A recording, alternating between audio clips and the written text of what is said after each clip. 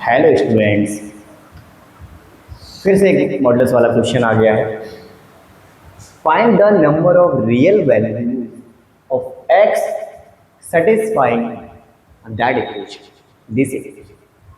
तो how to solve this question, how to think, ये सब क्वेश्चंस बनते हैं।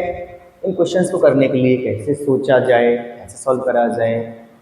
तो स्टूडेंट्स, पहले तो हमें क्या करना होगा, मॉड तो रिमूव करना ही होगा, मॉड तो हटाने ही होगा, क्योंकि बिना मॉड के तो हम मॉड लगाए तो क्वेश्चन सॉल्व ही नहीं होगा स्टूडेंट्स, तो मॉड तो हटाने होगा। ठीक है, करते हैं क्वेश्चन को, देखते हैं। तो 5x+2 लिखा हुआ है और ये 3 - x लिखा हुआ है। सबसे पहले क्या करते हैं कि हम ये देखते हैं कि मॉड जो फंक्शन दे रखा है 5x+2 वो जीरो कहाँ पे होता है। अगर हमें ये पता कर ले कि वो जीरो कहाँ पे होता है, तो हमें ये पता चल जाएगा कि पॉजिटिव कहाँ पे होता है, नेगेटिव कहाँ पे होता है। सिमिलरली हम यहाँ पे भी पता करेंगे कि ये जीरो कहाँ पे होता है, नेगेटिव कहाँ पे होता है। अगर हम दोनों बातें कंफर्म कर पाए तो हमारा आंसर आ सकता है। तो अगर देखें, एक नंबर लाइन रिप्रेजेंट करता हूँ मैं। तो यहाँ पे अगर ये देखा जाए 3 - x को मैं जीरो के इक्वल करूंगा तो स्टूडेंट x=3 आ जाएगा। ठीक है, सही है। तो और अगर ये टर्म जीरो में जाएगा तो आ जाएगा x=-2/5, जो कि यहाँ कहीं पीछे होगा।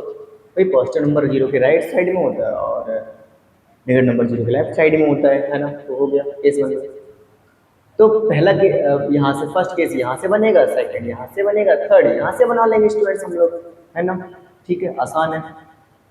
तो क्या करते हैं, x की वैल्यू को हम लोग -2/5 से लेस रखते हैं, लेस रखते हैं। मतलब पीछे कहीं -2 भी -1 भी होगा, है ना, क्योंकि माइनस छोटी -1 इज ऑलवेज लेस देन -2/5, है ना। -2 भी होगा, नेगेटिव नंबर्स भी यहाँ पे चले जाएंगे और यहाँ पे लाई करेगा। सपोज यहाँ पे कर लो ये जीरो यहाँ पे होगा, यहाँ सपोज कर लो ये 4 होगा। तो हम इन केस में रख के देखते हैं और देखते हैं मॉडल्स वैल्यू कैसे सेटिंग करेगा।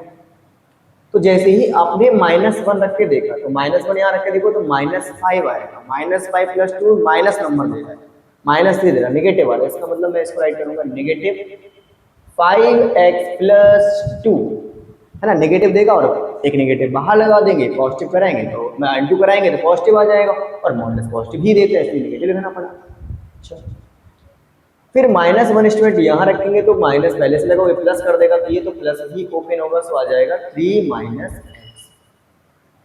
कोई प्रॉब्लम, और यहाँ तो रखना नहीं है क्योंकि ये तो मॉडल्स वाला क्वेश्चन ही नहीं है, तो सिंपल है। ये आ जाएगा 7x+5। आई थिंक स्टूडेंट आपको क्लियर समझ में आया होगा, है ना। अभी क्या करना है, माइनस का इंटू कराओ, तो -5x-2, okay, and +3 - x = 7x+5। अच्छा, -5x - x -6x हो गया, -2 + 3 + का 1 हो गया, = 7x+5 हो गया। 1 5 इधर लाओ तो 1 - 5 हो गया, 7x+6x हो गया, -4 और ये 13x हो गया। x = -4/13 आया है दोस्तों। अब ये चेक करना है मुझे कि ये वैल्यू इसके इनसाइड आ रही है कि नहीं आ रही है इस रीजन पे। तो स्टूडेंट्स डिवाइड करके देख लो आप। जैसे डेसिमल लगाएगा पहले अपन, ये 40 होगा, 13 दिए 39, 1 बचेगा, फिर 0.3 लगभग, और यहाँ से डिवाइड करेंगे तो ये आ जाएगा 5 4 जा 20। अब बताइए 0.3 या 0.4 कौन सा बड़ा होता है? नेगेटिव में जितना छोटा होता है बड़ा, तो ये बड़ा होगा, तो इसका मतलब ये तो पहले पड़ गया, तो ये तो लेंगे ही नहीं भाई, ये तो रिजेक्ट करना पड़ेगा। तो ये तो यहाँ कहीं आ जाएगा। स्टूडेंट्स समझ में आ रहा होगा आप लोगों को? ये तो हो गया, चलो यहाँ से तो कुछ मिला नहीं है। अब हम सेलेक्ट करेंगे कि -2/5 जो x होगा उसके इक्वल एंड ग्रेटर है बट लेस देन 3, है ना, क्योंकि यही मेरे पास क्रिटिकल पॉइंट दे रखा है यहीं पे, इन्हीं में चेक करना है मुझे। तो चलो जीरो रख के देखते हैं ना। तो जीरो रख के देखेंगे तो पॉजिटिव देगा, कोई बड़ी बात नहीं है, लिख सकते हैं 5x+2 लिख लेंगे, पॉजिटिव दे रहा है तो, एंड प्लस, और यहाँ रखेंगे जीरो, है ना, तो ये पॉजिटिव देगा, इसलिए पॉजिटिव लिख लेंगे। 3 - x = आ गया 7x+5। ठीक है स्टूडेंट्स, ओके।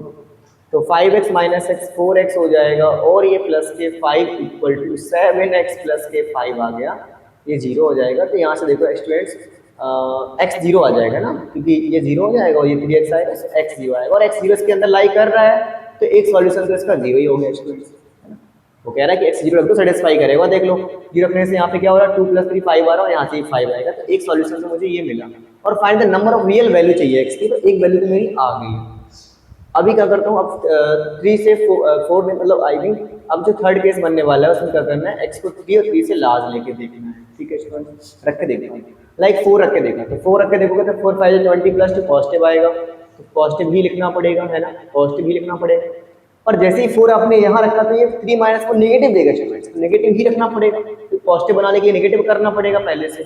और ये 7x + के 5 पहले जैसा है वैसे ही करना पड़ेगा स्टूडेंट्स।